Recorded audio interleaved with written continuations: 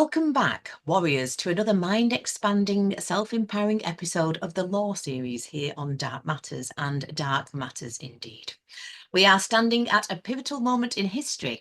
The system is tightening its grip. The war on our rights, our land and our food supply is accelerating, and most are sleepwalking straight into servitude. But not here. Today, we're not just exposing the lies, we're delivering real, actionable solutions to break the chains once and for all. Because make no mistake, no farmers, no food, no future. The true root of enslavement isn't just some shadowy overlord or dark occult force, though they exist too. It's our own ignorance, our silence, and our compliance. The system only thrives because we allow it to. It's time to take back what's ours.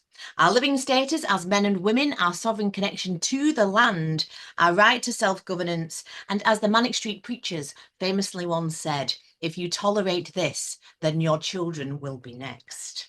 And today we're bringing together three powerhouses, though we're waiting for Mr. Blue to turn up, but I'm sure that he will be with us to show us how to do that. So we'll go straight over to Mark the bowler hat farmer, who is tirelessly fighting to expose the government's war on farmers, amongst many other topics as well. And more importantly, building independent food hubs as a direct countermeasure to the controlled collapse. And then we'll go over to our lovely Trina. Trina's from Direct Private Trusts, and Trina's going to show us how we can utilise trust law, etc., to remove ourselves from their jurisdiction, protect our assets, and flip the script, just as they do. So, Mark, thanks so much for joining us. How's things going? Young lady, how are we? Well, we're getting ready for the tour. We kick off. We did a couple of big meetings this weekend in Thetford and Burnley. And 500 plus people turned up at those, which I think is a fair representation. How the audiences are growing is just how many people are waking up. And what I would say on that, also not only waking up, but are comfortable now to come out and talk about it, come out and view their airs with other people, which is something 2 or 3 years ago people didn't want to do. They were quite hiding in the closet and didn't, as to speak, didn't want to come out. I think what's happening now is we're seeing a whole different ball game. We are in the position at the moment what we've got farmers that are getting very concerned about the food supply chain. We've got the public that are starting to wake up to what's going on, and that's coming about by lots of different ways, whether that's through the nonsense green initiatives, whether that's through food shortages they're seeing in the supermarkets or stuff they're seeing on the media. So I think we are starting to see a wake-up call. Lots of governmental departments, interestingly, are putting out information to say there will be food shortages. Well, they clearly know something is going on, and whilst they might not want to put that openly out there, they're quite clearly doing that. So yeah, that's kind of where we are and where we're coming from. The tour starts properly the 10th of March. We are going literally Land's End to John O'Groats. The whole ethos behind that is to get the farmers to understand the transition they need to make to come away from the mechanical system, to go back to supplying the people direct, and then we offer them solutions on how to do that, and to talk to the public while we're out and visit farms, farm shops, and everybody else, to spread the love about the great food that British farmers produce, and to see how we can make that come good.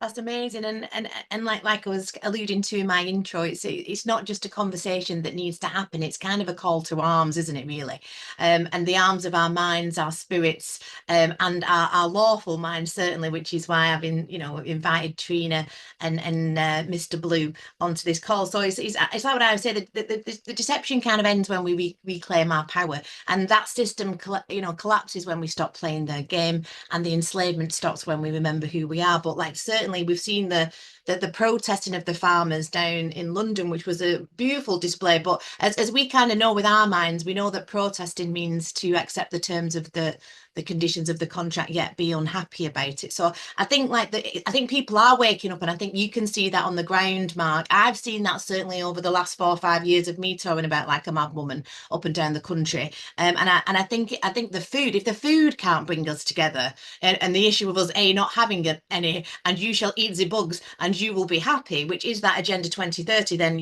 what are we doing as well? So I mean, I'd like to perhaps just send it over to Trina so that Trina can and talk with you, because that's what this is also about. Hopefully that not just us kind of chatting together, but a potential for us all to kind of work together and actually put what we know into practice to aid and assist farmers and show that this can be done, because it's nothing woo woo. We're just talking law v legal, and as we know, lawful is where we want to be, and legal are just corporate rules and corporate governance. So Trina, over to you. How can trust law? I mean, obviously you deal with many different things over at Direct Private Trust, but how can trust law like fit into this? How can we kind of keep it simple to kind of show farmers that they don't have to kind of do all this inheritance tax nonsense and what have you? Well, the easiest way, and it applies to everybody that owns any property, so farmers included, is that we have the 7-year principle, and we are talking about systems that are that are recognised by the legal system, because that the Parliament was set up by the people, and it stands separate to the legislature, which Parliament makes the Act, statute, codes and regulations, and the legislature is what we are as a society. If we are in the public realm, this is what we agree. It's our little social contract to abide by, just because it makes things a lot easier. We know which side of the road to drive on and things like that, because interacting with the members of the public, if it's not written down, it can be very tricky, can't it? So we kind of work on, yes, we are sovereign. However, we do need to interact with the public. So it's not possible to take yourselves completely out of that jurisdiction. A state of mind, yes, absolutely. But then you've got everybody else's states of minds, and those interactions get very tricky if you've not got a set of rules or a constitution to kind of help govern us, if you see what I mean. So yes, within the whole government system, which is the executive of Parliament, there is scrutiny and those sort of elements, and it's all been set up by our ancestors for us. And what we've got to do is hold the line, because there is corruption, as we know, and there is infiltration, as we know. So holding the line and doing what we do is going to hold those to account and keep those systems working for us, because that's what they're designed for. That's what our ancestors fought for. So when it comes to trusts law, we're actually looking at a technology, a mechanism that's recognized by the legal system. And we're going to use that to protect our beneficial interest. And that's the private part. And farmers can do it the same. So when it comes to the 7-year principle, what a lot of people don't know, and there's a reason why they don't tell us this, is because it would wipe out a huge amount of inheritance tax if everybody did this little trick that the rich people have been doing for hundreds and hundreds of years.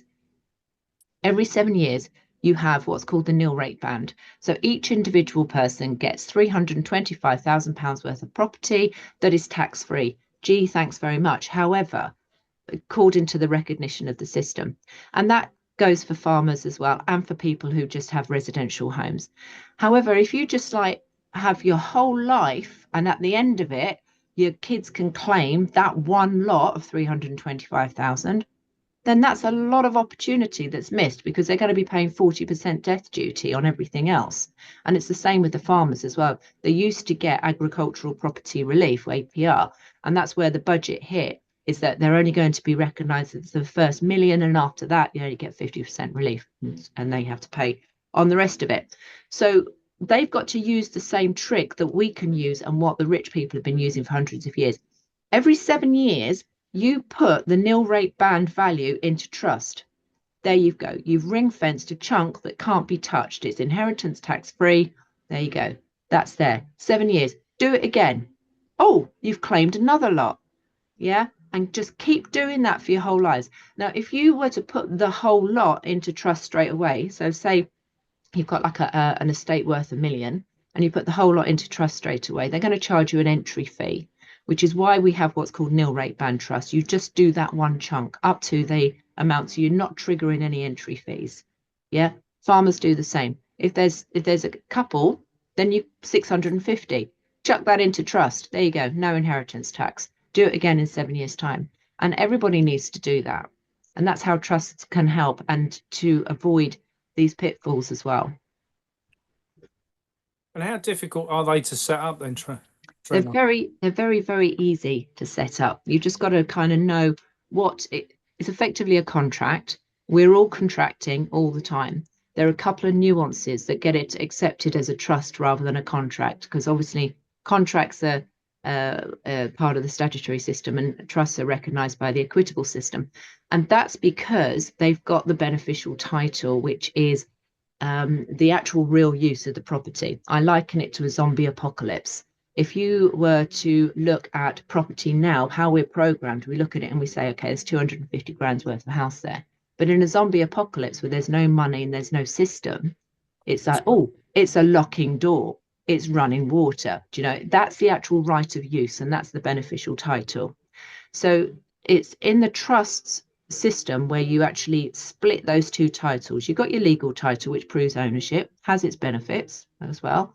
But then you've got this beneficial title, and you can actually have other people hold the beneficial title and other individuals hold the legal title. So, you know, you've got that sort of arrangement. So as long as you've got that sort of three-party structure in place, you've got that contract that says what the trustees can and can't do, and what can happen, then it's very, very simple to set up. And you as a lay individual could just write it down on a piece of paper, same way as you can a will, have it witnessed, and that's your intent recorded, as long as you've got evidence, you know. Yeah. So it's quite simple to set up. I do a 10-week course which teaches you how to draft it properly and how to enforce it and stuff like that, but that kind of goes into more detail, but it's not particularly difficult, and there's plenty of templates out there that can give you what you need to just draft something simple. I mean, I did an interview a few months back with Pete Stone, Sovereign Pete, and it was good coming from me interviewing him, because I obviously, from a farming point of view, know the things and the challenges we're up against, and it kind of brought a lot to light. A lot of things that I'm going to say 99.9% of farmers have no idea about, and they are terrified, and I genuinely mean terrified, they're going to lose the farmers if they do something wrong. What they don't understand, in my opinion, is with the 2030 agenda railroading down the road, they don't realise they're going to lose them anyway. So for me, you know, part of my tour is to talk to the public as well as the farmers, and I'm going around to see a lot of farmers on the tour to interview them about kind of, you know, what they produce, and, you know, what they grow, what they breed, rear, whatever. So for me, this is one of the things I want to have a little bit more knowledge on, to be able to talk to farmers about, because it seems to me that, you know, we've put videos out, we've done different things, we've had different conversations, and farmers just think it's complete cuckoo land. And so I don't know how we get past that initially, but I witnessed the fact that we need to. Now, interestingly, on Saturday, I was doing a speech. There was 300 plus people there, the Great Resist in Thetford, and several farmers in the room, existing farmers. But the one thing what shocked me was the 5 people who came to see me at the end, who have recently bought farms. They've sold their city houses, they've bought land, one 100 acres, 188 acres, 156, 112 and 15. So very different sizes, all want to go into organic farming. But each one of them told me the first thing they did when they bought the land was put it into a trust. And that says to me that the kind of new wave of farmers, which I genuinely believe by 2030 we won't have very few existing farmers left, because the farmers that are older with no one to take over the farm, I believe will be the people who just go, do you know what, it ain't worth the hassle. They'll sell out to BlackRock or whoever offers them the highest amount of money, and they'll disappear.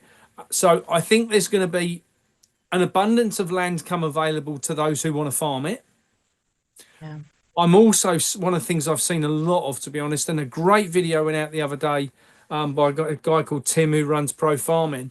And he put out a video just suggesting that farmers across the UK might want to rent or sell 1 acre of land for the local community to grow vegetables on, that they could sell to the local community, and the farmer would get the profit along with them. And lots and lots of, I posted it on shared on social media, and I had dozens of farmers contacting me saying, I've got 2 or 3 acres, you could have that project.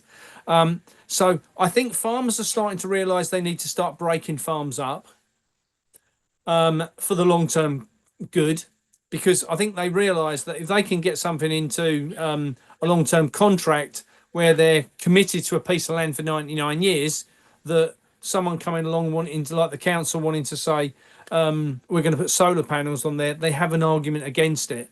So I think, we're going to see a massive shift from the farmers who farm at present. I think we're going to see a massive change in the people who are buying the land.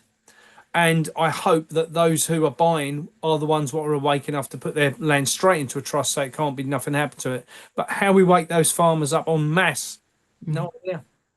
Well, that's exactly, they're kind of using trust technology there anyway, just by having people committed to the land is recording a beneficial interest in the land.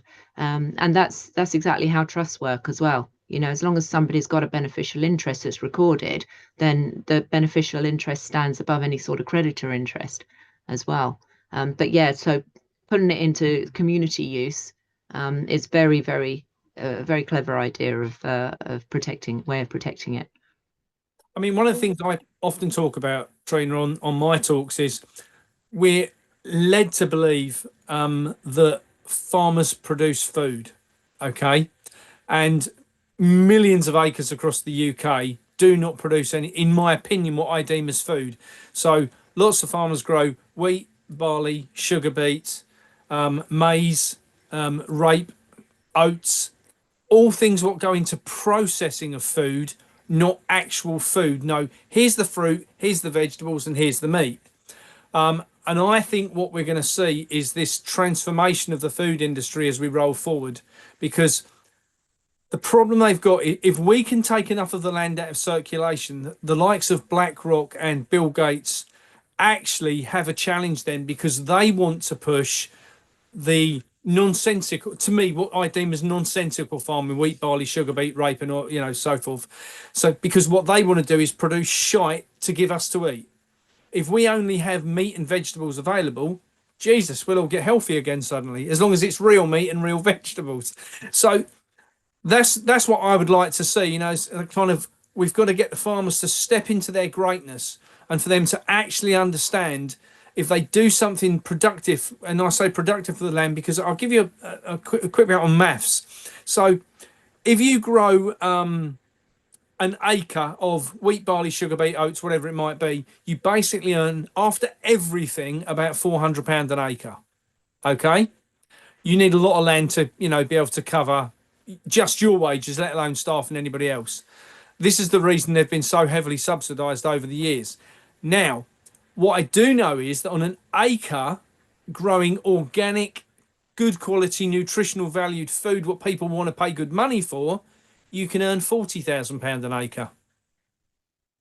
Now, when you sit down with farmers and you say, do you want to earn 400 or do you want to earn 40,000, or even half of it, if they half it with the public who grow the food, they can't believe the maths. And when you sit them down and break them down, and I say, but if you grow wheat, you grow 1 crop a year, 1 crop in 12 months, that's it, whether that's sugar beet, anything. When we're growing vegetables, we get a lot of stuff through the summer. We can have 5-6 crops out of a bed in that time, and we can grow huge amounts of density of 40 tonne per acre instead of 4 tonne an acre. So I think farmers need to get a bit more of the knowledge into them of what we can actually produce on land and the goodness that brings to the land by doing that, as opposed to the rape and pillage of the traditional crops that have been grown for the last years. And I do think we're going to see a lot of this as we roll forward over the next few years, that the farmers that are going to stop in will find alternative solutions for their land. We keep getting told as farmers, you need to diversify. Is that right? No, we need to grow food. That's what we need to do. And the farmers that don't get it will get out, and the new people will get in. And that would leave us with one heck of a food system that was also, as the new people come through, protected. Yeah, and I think, like you said, the people are waking up, and it is about us. There's this knowledge, and like you say, I think it's difficult sometimes to get over that we're talking about lawful knowledge, and obviously utilizing the legal system and using the wrong rules against them as and when we need to, because that's how you play the game, right? But obviously that isn't woo-woo or whack. You know, I think if you do talk to, and I don't like using terms like normies or streets, or that it's a bit difficult, and people who perhaps don't have that awareness that perhaps we've got a little bit more than your average Joe type of thing. It's difficult for them to kind of, you know, we've all been so heavily programmed and brainwashing that when we kind of come along, especially perhaps some of the more maybe a little woo material on my channel, they're like, yeah, she's not right in the head, she's a bit cuckoo. But you know, we've got to kind of stress that isn't that. This is trust law. This has been around for thousands of years, and like Trina said, you know, the elites, them, they, whatever you want to call them, have been utilising trust and you know, trust laws, special purpose vehicles to maneuver and protect assets for a very, very long time, and see Trina for details. So it is about kind of unlearning what we've learned, and we didn't know what we didn't know, and we know that that's been purposely hidden from us. I mean, I'll go over to Terry, and then I'd like to come back to you, Matt, because I'd like to talk about, I mean, there was a farm on Facebook, orchard, the organic orchard farm that just had DEFRA with armed guards on the doorsteps, you know, killing 5,000 chickens. I actually cried at that because I'm such an animal lover, and I'm a hypocrite too because I eat them. But I just kind of just the horror of that image of this beautiful organic farm with these armed guards from DEFRA, you know, this stinking ass jurisdiction. I mean, like, quite right what Trina says, equity brings in the living man and woman in that sense as beneficiaries and so on and so forth. But Terry, can we hand it? Are you there, Mr. Blue? I am, my darling. I am, and you know, the guests today are absolutely bang on. I spoke to Mark once, I think, previously. As you know, I've spoke to Katrina quite a lot, and I've got to thank her for putting all my assets in trust. Fabulous lady, fabulous knowledge, and her entire crew are just absolutely unbelievable, to be honest with you. And I would recommend everybody to. You know, it's my pleasure, darling. And I'm not just saying this. Honestly, guys, it is such a must to protect yourself and to protect our kids. You know, we're all at a certain age now where we want to leave something for our next generation. And what generally happens is that the vultures circle come straight in, rape and pillage you before it's even passed on. And that's what we've got to understand, because once it goes into probate, you've lost. It's down to them. They will tell you what they're taking off you, what your assets are worth, what is and what isn't, and you lose control. Whereas if you've got a trust, you're always in control. Your kids are in control of your wishes, of your assets that then become their assets. And that's the key, I think, to all this, and especially with the farmers. And Mark's so right on this, where we have to protect our farmers. We have to come in and try and get them and help them understand that there's a massive growing market of us individuals that want to buy direct from the source, local as possible, and that will allow us to help them, to allow us to help us, if that makes sense. So it's a two-way street where we can stop them selling to these mass outlets, supermarkets, whatever, and literally they can have, you know, queue down the path, you know, that circles the entire farm if they've got stuff going on. And it's like, we all go to supermarkets. I try not to. I always try and now, you know, I've just discovered the most beautiful thing. There's a dairy farm 20 miles away from me. So I go there twice a week. There's 4 of us now going, and we're buying whatever he's got on offer. We're even buying his carrots, milk, you name it, we're buying it, even honey. You know what I mean? And we've said to him, look, you know, and this is a dairy cow. And we've just sort of said, well, okay, what do you do with meat? Can you not do it and do corned beef? You know, like the Americans do. And we'll buy it. We'll help you sell it. You know what I mean? And it's, you know, there's a guy down in Cornwall who I've sort of been speaking to, again, another farmer. And he's basically said, yeah, we can do this, this and this, but we need somebody to buy the beef. And we can then slaughter it and take it. You know, you will box it up and send it away to you. But if we have to send it to the abattoir, it all has to go through ABCs. We've got to look at how we, one, buy food and how we can help the farmers keep their family farms, but also help keep us healthy. Because Mark's right, you know, a friend of mine a few years ago bought, well, about 12 years ago now, he bought, I think it's about 3.5 acres of the worst, horrible land that you could ever imagine. And honestly, Mark, honestly, the guy is such a wizard. And he just went, I don't want the land. He said, I just want the area. So he put on all these black polytunnel things and started growing mushrooms on the worst, crappiest bit of anything you've ever seen in your life. Yeah. But he had a vision, turned it into, I don't know, 10, 12 polytunnels and this, that, and the other.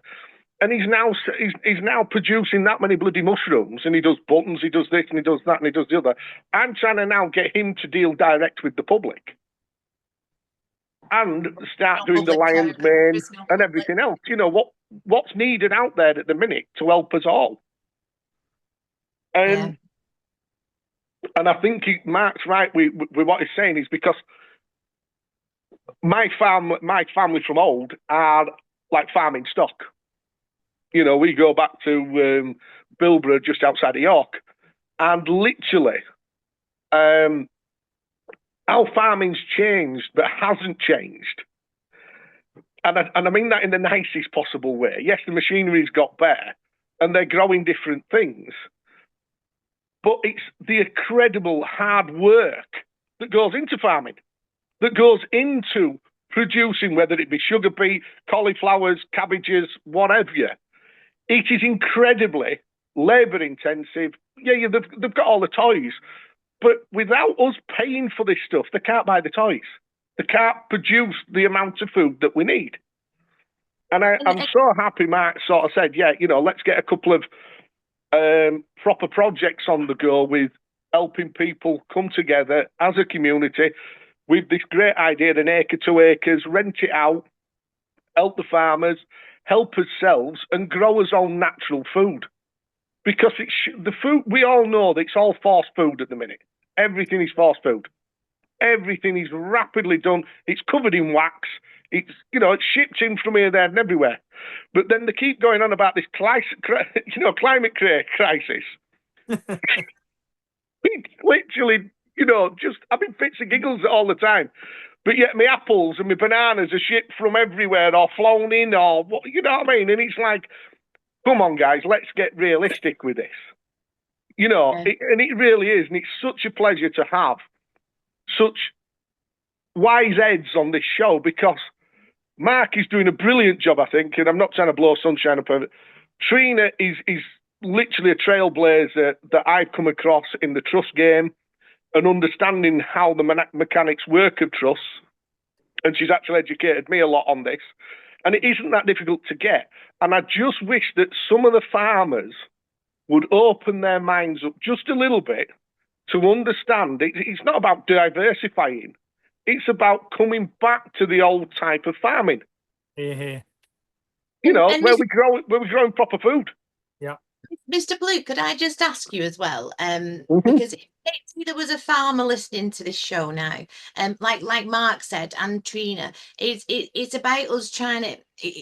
This stuff isn't woo-woo, is it? This is trust law, you know, and your focus obviously is constitutional law and going back to, you know, our constitutional rights. Well, how would you summarise that? Because obviously the pressures on farmers at the moment, like, you know, like Mark said, you can't blame them, especially in the older generation, if they've no one to leave that farm to go, do you know what, I'm done. You're being offered millions for the land. You know, who wouldn't be tempted to take it? I mean, I I'm a get it. great warrior, but even I'd be twitching at that, you know. So I'm like, oh, but how do we kind of get it across that this isn't woo woo? You know, this is It's constitutional not. law. Defra are Look, coming with the most, you know, they're just making up the most ridiculous rules, the most ridiculous regulations. They're boxing farmers into a corner so they can't fart sideways without, you know, getting some kind of license or permission. You know, how do we kind of convey that over to people listening in a constitution? the one thing, look, the one thing that we've got to do, and again, same with farming, same with people. We've forgotten who we are deliberately. It's been completely taken away from us. And I agree with Mark 100%, right, on this, that a lot of the farmers don't have the time to understand or have the time to sit down and watch these videos that people make. And, you know, you know, for all the will of the world, that the farmers need to earn money, they need to pay the bills, they need to get this, and they need to pay the staff, and they've got to keep the wolf away from the door, same as everybody else. But legislation is for a corporation. Now, the last time I knew, the man's not incorporated, right? The farms are not particularly incorporated, and that's the thing. And once we put it out of their jurisdiction, because this is all it is, it's about putting yourself in the correct jurisdiction. And like I've done several shows with yourself, Carly, it's not just constitutional law. The farmers, and this is where I'm trying to help as many as I can, have got to understand that these courts, parliament,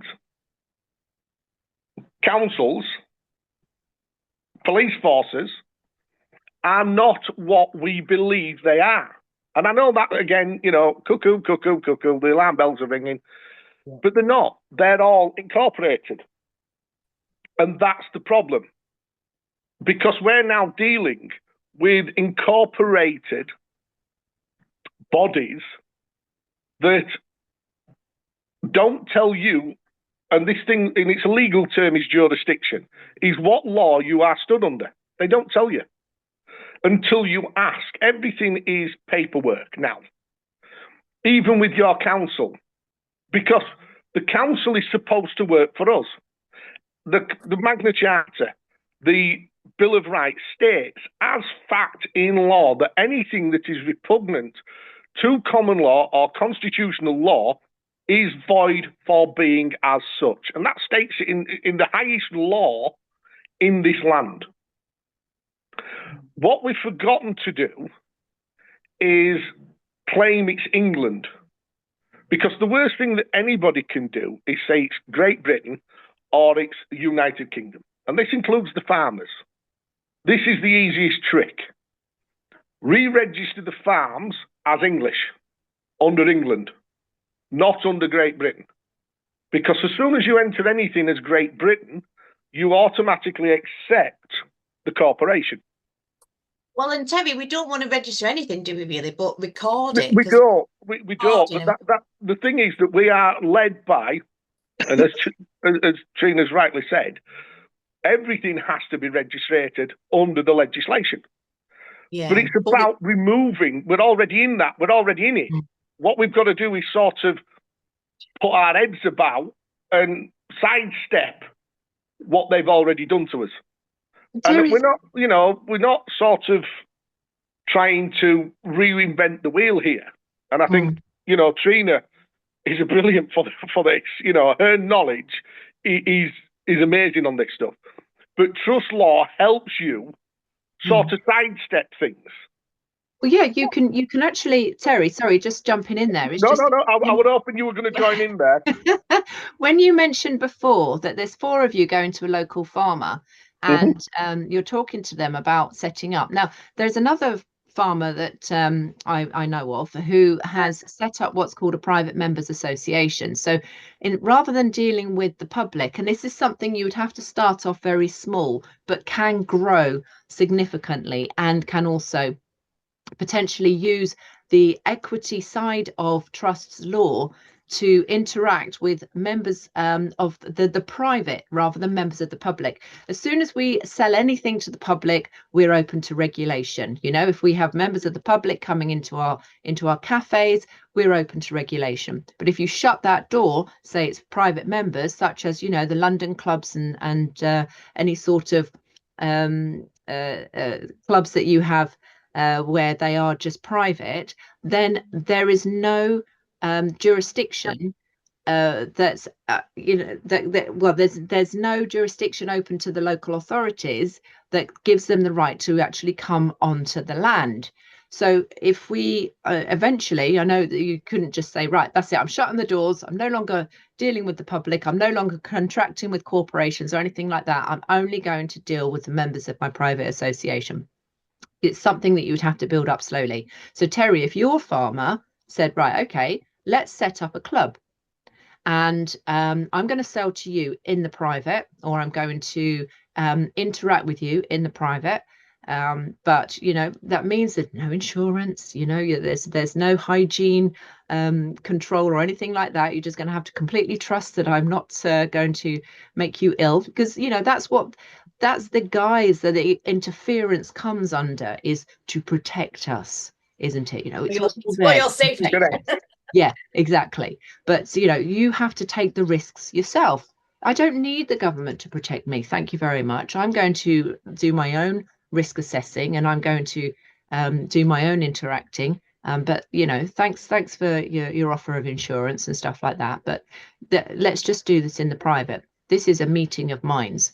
This is how they used to do it historically, going back thousands of years. That's how they would do it historically. And then you get all of this sort of interference creeping in, because you know we've got to make sure that these people who are unable to look after themselves do actually look after themselves. So PMAs, they set up a private club, and they say, right, we're going to interact privately. You're not going to have all the protections that are available from the government, because it's not a public interaction. And then you can grow it like that. There's one particular lady, Dr. Amanda Volmer. You've probably heard of her. Yes. Yummy Doctor. I've interviewed her a couple of times. She operates her entire business as a private members association. So you sign up on the website, you tick a box confirming that you're not a government agent and bloody blah. And then you can purchase a benefit. You don't purchase the benefit, you donate some money, and she provides you with a benefit. And that's open to all. Anybody can do that. So there's a farmer over in the Lake District who has a meat club, and the people will buy a sheep, and he will look after it for them, but it doesn't belong to him. And because it doesn't belong to him, the regulations don't apply to that particular sheep, because it's not his. It's just on his land, you know, and it's owned privately. So, you know, that gets past a lot of the DEFRA stuff. And then they will, as you say, he'll slaughter it and provide them with the meat, and it's all done under a private arrangement. So yes, there is one particular way that we could potentially grow a structure that... Thank you for that, Trina. I'm glad you took over there, because you explained it a lot better than me. That's brilliant. And Mark, what do you think to that? What, obviously, you know, you are a farmer. This is more kind of these guys' arenas and technically mine. What do you think to that kind of concept of the PMA or private unincorporated associations, and that the people have the benefit of the sheep, don't they? So it's taking it out of commerce. I quite like that, though I wouldn't be able to name it and then eat it. Don't call it Billy or Millie. Firstly, if you were hungry, you would eat it. Yeah, I think it's a great way forward. I do a lot of business with an organisation that deal with electroculture, and they're set up as a PMA, and they're set up with a PMA deliberately because electroculture is one of those things. What if you mention it on YouTube, or you know, I'll give you a classic example here. Yeah. Classic example. We installed an electroculture antenna, and I don't know if you guys all know what electroculture is, but electroculture is when you can harness the energy from the ether, effectively, allegedly, should I say, bring it down a transmitter in aerial, and you transmit it across the ground via cables, and you know, and that's the principle of it. We installed the aerial, okay, and within 12 minutes we had a Black Hawk helicopter circling us. No. Wow. Who sent it? No idea. But you know, they filmed everything. They came back the next day when we were wiring it, and you know, you have to smile about this stuff. But yeah, I think the PMA side's a very, very good way forward. And I think these, where we was talking about these small pockets of land, that's how I think they need to be set up. I mean, one of the points I'd question from the farming point of view, Trina, how you think you get round this, because obviously you mentioned the fact of that if you've got a farmer's breeding sheep or cows, whatever it might be, for the PMA, it doesn't belong to him, and it gets you around a lot of the legislation. The problem is from my side, and I believe that to be true, but the problem is from my side. Over Christmas, I raised some turkeys, and I raised 49 turkeys, and one were identified as a fox, because if you had 50 birds, you needed to register them. So we had 49 and and a fox. So that got us round that. But then they changed the legislation, and I ignored it. I just got no time for them at all. But the one thing that farmers will say is, oh, we have what's called a CPH number, a county parish holding number, and that's the farm land is registered under that number, and that covers a certain area. So when you have animals on the farm, they must be registered to the CPH. So where you've got someone like me, what would just say, yeah, whatever, 99% of farmers are terrified of the power DEFRA have. They're terrified, that someone's going to turn up. Coming back to what you said earlier, Kaylee, was the fact that Orchard Organic, I messaged the guys and said, whatever you do, ask them for the, for the warrant to come on the land, and and the documentation for them to have the culling, for the cull to be legal, because I don't think they've got it. But by that point, DEFRA had already bulldozed their way in and dealt with it. Well, if that had been me, I'd have gone down with a gun beside my head, because I would have, no way they would have culled my animals, no way. What I will say is, I got sent the message. Then somebody set up a GoFundMe, and they raised about £35,000 in the first sort of 72 hours. That says to me that the public have had enough of this bullshit, and that the public are prepared to stand by these farmers and get them back on their feet as quick as possible. 100%. It's costing £7,000 just to get the clean done. I mean, I had friends what went for it 2 years ago. It nearly bankrupted them, honestly. It nearly bankrupted the farm. And DEFRA will tell you that we're only going to pay you for the healthy birds. Well, who decides when you've got a house of 50,000 birds, who makes the decision? What, do you go through them each one at a time and giving them a medical, or what? Or do DEFRA come in and say, well, no, that 50,000 have all got it, so because they've got it, you're not going to get paid? Well, that's just ruddy nonsense, And I think, unfortunately, that a lot of farmers, I don't buy into bird flu. I don't buy, foot and mouth, all of these things. It's all BS put about the government. I got sent overnight by a friend in Derbyshire some signage that they're putting on the side of the road that they're in a controlled animal disease precaution zone. And I said to him, talk about fear mongering, just go across and just get a spray can and write across them fear porn. That's all you need to do, because that's all it is. It's all it's geared at. It's just scaring people into submission.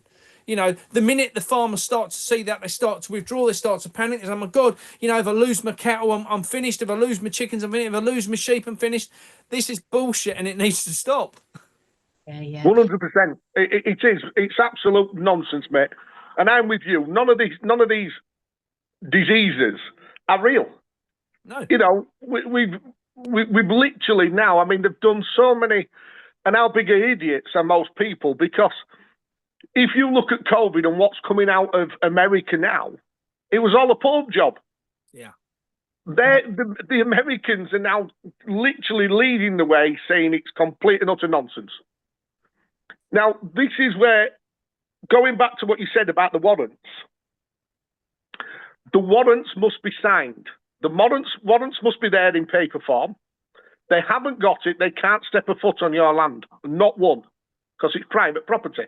Yeah. And especially, and I think Trina will back me up on this one, especially if it's in trust, because now you can claim and show that it's out of the public and into the private.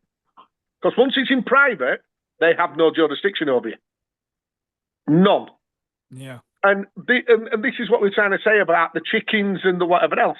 Now, me as a guy, you know, I would sort of ring you up and say, Mark, I've just bought 40 chickens from my local market. They're all good health, everything else.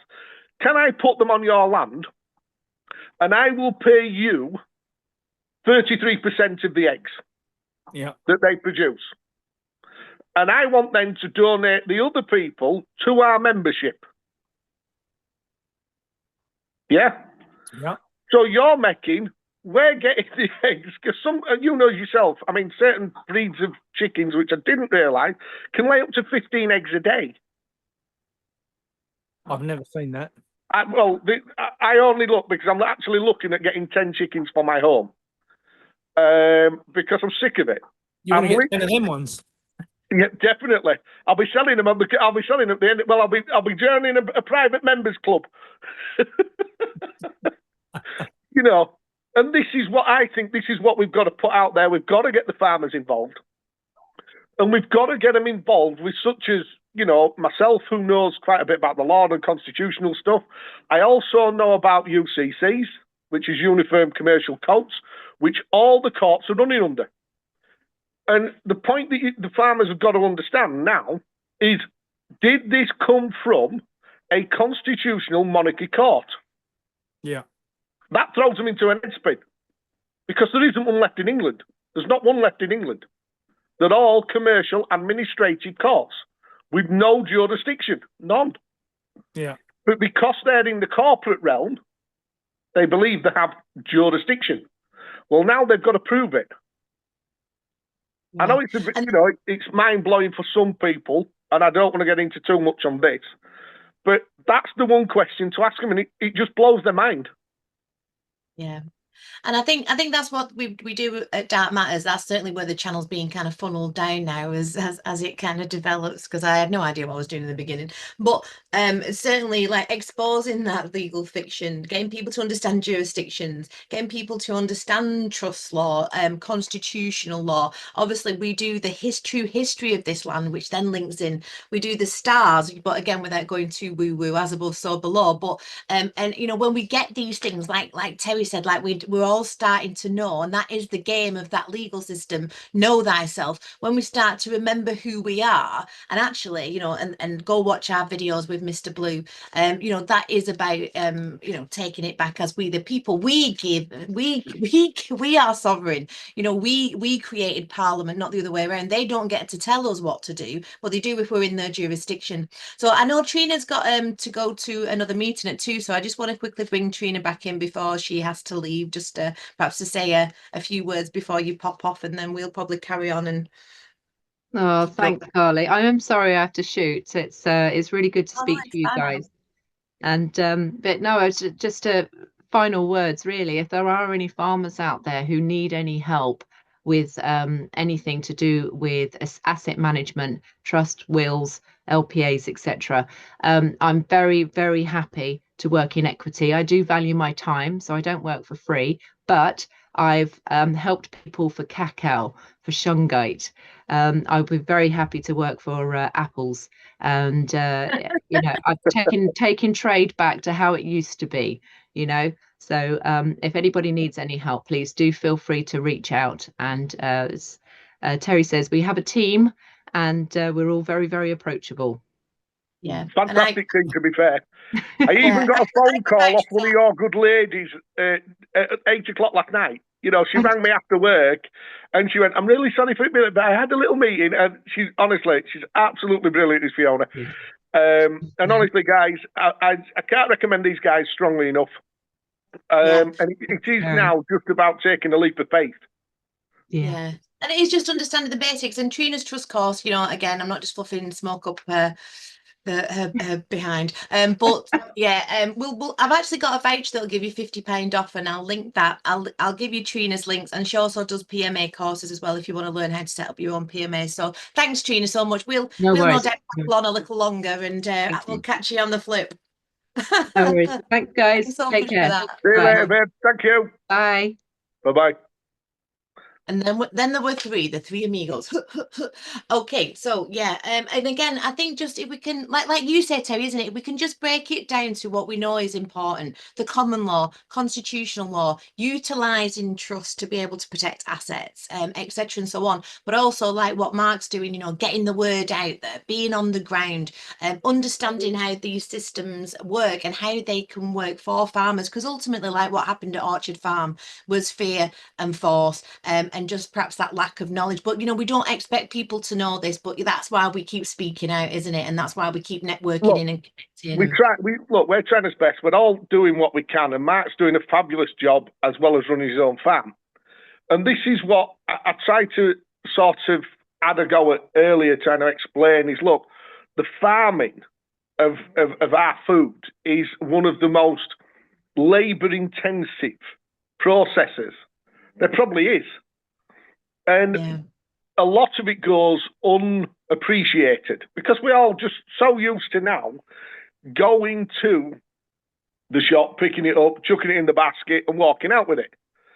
Whereas I'm thankfully lucky enough and old enough to remember both my granddads, one had an allotment, one had a massive back garden, and he literally had a third garden and 2/3 veggies. Turnips, carrots, potatoes, strawberries, for God's sake. You know what I mean? And he had all this in it. So we used to eat year round from their gardens. We hardly bought any food. Yeah. Yeah. And it was food. And it was food. Yeah. I mean, he had a shed. And he used to breed rabbits in. He had quite a big shed, and he used to breed rabbits in. Yeah. And he used to cull them. Yeah. And we used to have rabbit stew. Now, you wouldn't get most of the kids. You can't eat you know what I mean? You can't eat thumper and all this, that, and the other. It's the best natural food out there. Yeah. You're right.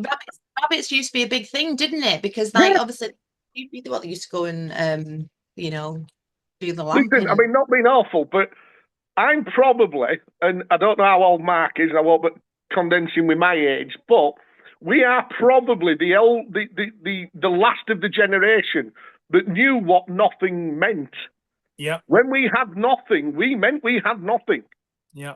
Our staple diet was egg and chips, if you were lucky with eggs. Yeah, yeah. When we were growing up in the 70s, early 80s, and then we had the miners' strike, and we couldn't afford to put food on the table. Yeah. I remember going up to my grand's and having a meal there once a week, and my other grand's once a week. They used to put a big pan of ash on. Most people won't even know it's corned beef stew. We used to go and have a bowl of that and a few slices of bread, and that was it. You know what I mean? Yeah. It doesn't go that long back before they knew that they had to plough forward with this plan that they've had in circulation for years upon years upon years, where they've literally taken the food off our tables. I think food stability is something what's horrendously missing in the UK now. Yeah. And not just the UK, I will say worldwide, it's becoming more and more of an issue. Governments worldwide now are no longer looking at food stability as an importance. Well, at what point does that go to show that the governments are not working in the best interest of the public? Because if there's one thing that we need at any one point is food on the table, what do they say? You're 3 meals away from a revolution. Well, I would say in this country, it's probably less than that at this point in time. 100%, Matt, 100%. But, I mean, from my side, this is why it's saying about the tour, I want to get out there and get the public to understand what's really going on and why the farmers are facing these issues. Put aside the fact of inheritance tax, because honestly, if farmers think that's a big issue, they've got no idea about what's coming. Genuinely. And I see, interestingly, I belong to Farmers to Action.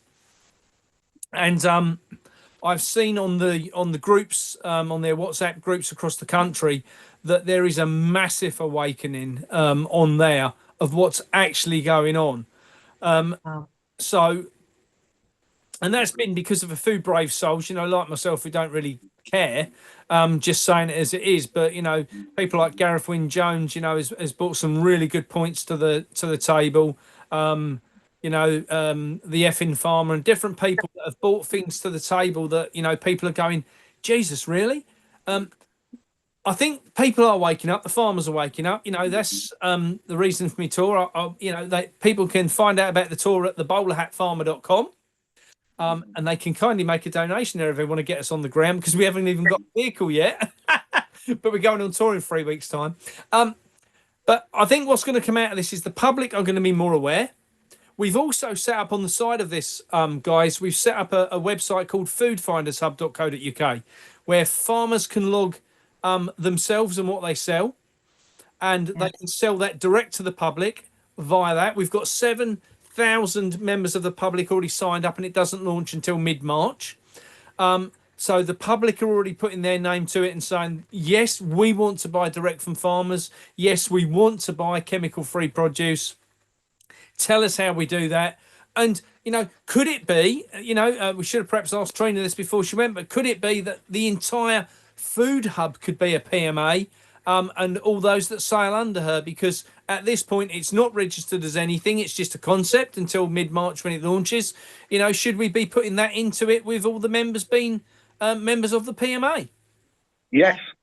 Yeah, I was going to say... Yes, Mark, 100%. I mean, I do know a little bit about trust law, but yes, it's a start. The fact is that if all the farmers come together under a PMA, and the people then pay the farmers, £1 or £2 membership card fee, there you go.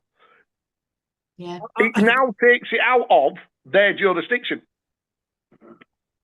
Well, we've got 7,000 people signed up. If they all paid £1 each, we could spend that on supporting farmers. Correct. Yeah.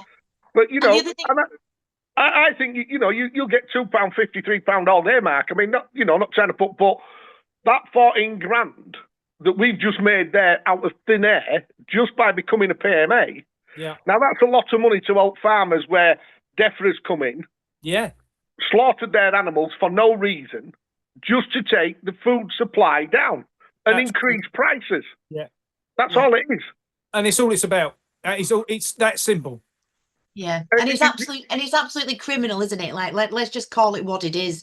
Really, this government is a corporate entity, and like you said, Terry, that is the problem. That the government is now these corporate entities that aren't working in our benefit, but working for pure profit, and here to take away the food and destroy everything that's good and of God on this great green land. But it is also the remedy when we acknowledge the game itself, because then we can use their own rules against them. And it's like what you said, Terry, innit? They're not even following their own rules, and the farmers are some of the that we are. That is the last free. That allows us to be free, doesn't it? And we are holding back these timelines as this kind of generation, as you both quite rightly said, because we remember that actually. Men are women, women are women, and men aren't women, and women aren't men, and children aren't cats. And no, actually, you can't come for the children and sexualize 5-year-olds. And actually, this is all just, if we don't stand up and battle this beast, and again, it's about, not utilizing all our energy in that kind of loose sense to give it, but to start new systems, to highlight the old one, but utilize it for our benefits as well. I mean, there's PMAs, but there's also a thing called private unincorporated associations as well, which are even harder and firmer to crack. But that's another devil in the detail, really. So today I just kind of, obviously it's just good to get, obviously, to promote what Mark's doing with the tour, which is amazing. When he does get his wheels, please do please do go and find Mark. I'll put all his links below. I know the Food Finders Hub is, and I've just wrote it down, foodfindershub.co.uk. But like I say, I'll put all Mark's links below, so do go and support Mark if he is out on tour. I've seen Mark do talks, and it's it's a good day out, and it brings people together, and it gets us talking, doesn't it? And it gets us even like you said, Mark, if farmers are willing to give some of their acreage so that communities and all groups can come together to be able to start growing their own food, it's fun, isn't it? It's fun for our sons and daughters to get them, like you said, Terry, so we can have that connection back to the land, so we can say that we don't just grab meat off the shelf. We do understand that that's come from an animal, and that animal should be loved and cared for and looked after until that point, and we all support our farmers, and then the whole thing is going back to the way things used to be and should be, isn't it? 100%. Correct. I mean, Mark will probably agree with me. I don't know how long you've been a farmer, Mark, and forgive me. I mean, like I say, I come from farming stock. 52 years. I mean, right. But, I mean, when I go back to my granddad's day and my great-granddad's day, it was a nod as good as a wink, spit in your hand, an handshake. Yeah. The deal was done. Yeah. There was no arguments about it. That the man's word was his honour. And we need to go back to that. Yeah. 100%, we need to go back to that. Yeah, well, your word was your bond, wasn't it? And it was always that way. And obviously, they've just come and obliterated everything, but not. They put everything under contract. Everything now it's a contract. You must agree to do this, buy that, buy other, or we penalise you. But we know, in real farming terms, it does not always go that way. And I think Mark, if he's honest, will agree with that. Sometimes things take a little bit longer, sometimes a little bit quicker. And there are certain events which are unfortunate that literally just, Mark will know, I don't know what Mark does in his farming, but if he has livestock die, for... Frequently. Yeah, well, and again, it's a massive hit for that farm because that's lost that amount of money. And I think people have got to realise this, that it's not just about the farmers trying to make money. They're taking a hit every day from one way or another. You've only got to look at, at Christmas, I lost like one turkey. They were fed about an hour late and they decided they were going to eat each other instead. One turkey we lost, that was a value of £120, just one turkey. Yep. So, you look at it, and I mean, if you take something like a beef cow now, they're fetching £2,500. So if you get one of them goes down that's genuinely died, the worst animals for the world, we don't have any, thank God, is sheep. Because sheep get up in the morning with one exercise to perform in the day, and that's to work out how to kill themselves. That's all they get up, whether they're going to run out on the road, jumping upside down in the river, they're going to fall in the river, get their head stuck in a gatepost, whatever it's going to be. Sheep will be there, I absolutely assure you 100%. Yeah. And this is what we've all got to appreciate. It's not an easy life. It's not an easy way of life. They're out in all weathers. I mean, when we're all sat around the campfire, watching TV, most of the farmers are out there gathering stock, feeding stock, literally running our food source for tomorrow. Yeah. And like you said, Mark, if they do that in a different way, then, we can help them benefit their hard, 100%. Amazing work, isn't it? If we just it's just that frigging system that. Here's a classic example, right? So I was talking to a friend the other day who grows carrots, and he supplies the supermarket chain, and carrots are worth 12 pence a kilo into the supermarket. Yeah, he sells bunches of carrots with the tops on at the farm gate for half a kilo of carrots for £2. So it's like £4 a kilo, and he can't understand why I get frustrated with him. Yeah, and with that, this is what I said. I mean, this is my argument with the farmers. Yes, we know they've got to make a bonus, and yes, we know the thing is, and this is my the only critique I've got with farmers is when people are travelling to your shop to get the best food, don't be ripping them off. If you put a pound, they will still buy them, but they'll buy twice as many. Yeah. I mean, when I go to my local farm shop, he knows what I'm like. I'm very charismatic, but I'm very outspoken. And I'll tell him he's a little rob dog. You know what I mean? He'll go on then, you can have them, you can have that, because it's you, and everything else. But that's our banter between us.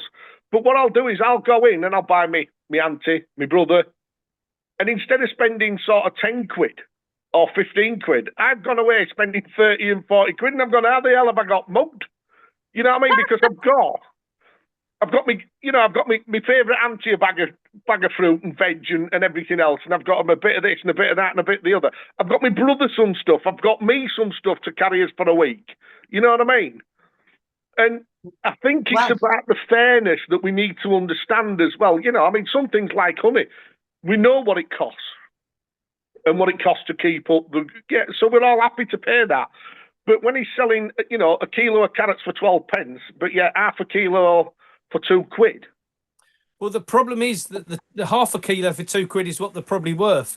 The problem is that the supermarkets have bashed the farmers over the head for so long that farmers no longer understand what the word value means. They don't understand their own value, and they don't understand if they're tied into contracts. They don't actually have any idea whatsoever what food is worth at the till. And that's what farmers need to get back to, is they actually need to go and do some recce's on their own produce being sold in a supermarket, and you know, and then say to the supermarket, I'm out. If you cannot give me a price, a fair value for my food, you ain't having it. Because I agree 100%, Matt. 100%. The problem is that a lot of farmers are producing food to lose money. So they'd be better off not producing it to start with and just saying to the supermarkets, do what the hell you want to me, because I've got nothing left to take anyway. You know, walk away from the contracts. But they're terrified. You know, they've got, and a lot of them are so heavily financed. You know, we saw this, you know, was it 18 months ago now, the interest rates started going up. A lot of farmers threw them into turmoil because when they've got massive equipment, I mean, I know, you know, one person locally to me, he's got a sugar beet harvester. The finance on it alone is £3,500 a month on just one piece of equipment. Yeah, no, this is what I said earlier, Mark. If you know, the amount of toys that I mean, I call them toys, so forgive me. Yeah, sure. You know what I mean? The fabulous pieces of kit, but they are so expensive. And you guys, I take my hat off to you every day, because you're putting your lives, your souls, and everything you own at risk as soon as you need to buy a new machine. Well, look, most farmers work on 1% return. That doesn't leave a lot of room for maneuver. Wriggle room. I think the word you're looking for is wriggle room there, Mark. Yeah, you know, there's no room in there to wriggle about, maneuver about. You know, so we've got to get farmers to this is my biggest quest of this year, is to get farmers to start to understand their value. What value do they put on their time, their family's well-being, their livelihoods, and get them to understand if they sell good quality produce to the public. And again, you know, if you grow vegetables on a small patch, you don't even need any equipment. You don't need a bloody, you know, a new combine this year from John Deere is £1.2 million. £1.2 million. Who the hell can pull that out of their back pocket? Yeah. Not me for certain, that I can tell you. They don't need it. And this is why I say they don't need it if they just get back to the basics. Let's get back on the land. Let's grow food on the land with your hands. That's what they're for. Yep. Yeah. 100%. And on that note, I think really like that's literally what it is, isn't it? You know, just in basic terms. And even like you say with this equipment, when we understand how debt works, when really like, you know, we can discharge it. If we're doing those kind of status corrections, like, you know, that me and Terry and Mr. Blue talk about, then, you know, all these things really, they should be able to have this equipment and discharge it. It should be offset. It should be, you know, we should be balancing the books. Again, those are things that, you know, if we could get us all to kind of work together and to aid and assist before it kind of gets to repossessions and etc. and so on and so forth, because obviously I would say it makes it a bit harder, but in actual and a lawful way it can kind of make it easier. But again, everyone's so spread out and everyone's so disconnected, everyone's trying to do their bit, but it's like, you know, if I can do anything, it'll be to try and bring people together so that we can all kind of begin to start to work together. But you know, but anyway, on that note, I wanted to kind of keep this fairly short and sweet. You know, we don't want to kind of give, you know, overwhelm people with too much information, because obviously if you're interested in the work that, you know, Mr. Blue does, we've got his contact details.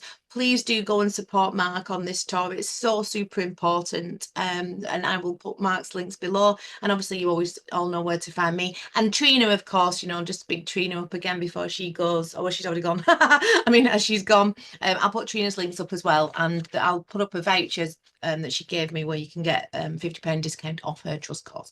So we'll kind of leave it there unless anyone's got any last words, guys. No. Great Well, meet, Terry. Mark, if you ever need anything, mate, just you've got thing that you can have my number. Your farmers need a bit of a crash course on legal versus lawful. I'm more than willing to come down and speak to some of them farmers and just try and help them with any paperwork that they get stuck with or anything that they feel that they don't quite understand. Terry, maybe there'll be somewhere in the country I'm speaking you'd like to come and speak alongside me.